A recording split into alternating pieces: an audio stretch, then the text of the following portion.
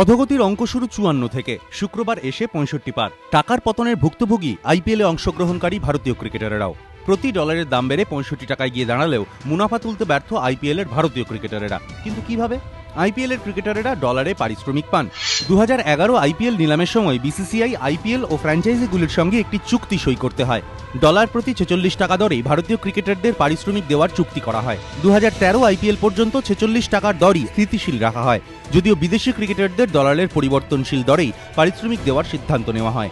এই চুক্তি অনুসারে ৪৬ টাকা দরেই ডলারে পারিশ্রমিক পেয়েছেন ভারতীয় ক্রিকেটারেরা। ফলে বর্তমান অর্থনৈতিক পরিস্থিতির প্রেক্ষিতে কোটি টাকা ক্ষতির মুখ দেখতে হচ্ছে তাদের।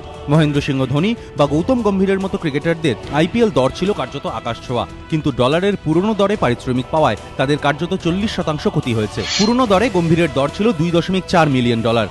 ডলার পিছু ৪৬ টাকা দরের নিরিখে তার দর ছিল ১১.০৪ কোটি টাকা। ডলার পিছু ৫৪ টাকা দরে তা হওয়ার কথা প্রায় ১৩ কোটি টাকা। আর ডলার পিছু ৬৫ টাকা দরে গম্ভীরের পারিশ্রমিকের পরিমাণ বেড়ে দাঁড়ানোর কথা ১৭ কোটি টাকায়। তবে আগামী বছর থেকেই ইন্ডিয়ান প্রিমিয়ার লিগে নতুন করে ক্রিকেটার ও ফ্র্যাঞ্চাইজিদের মধ্যে চুক্তি হওয়ার কথা। সেক্ষেত্রে ভারতীয় ক্রিকেটারদের আর এমন লোকসানের মুখ দেখতে হবে না বলেই মনে করা হচ্ছে। তবে টাকা আর ডলারের উত্থান পতনের সাপলুডোর হিসেব শেষ পর্যন্ত কোথায় গিয়ে দাঁড়ায়, সেদিকেই নজর ক্রিকেট মহলেরও। এবিপি আনন্দ।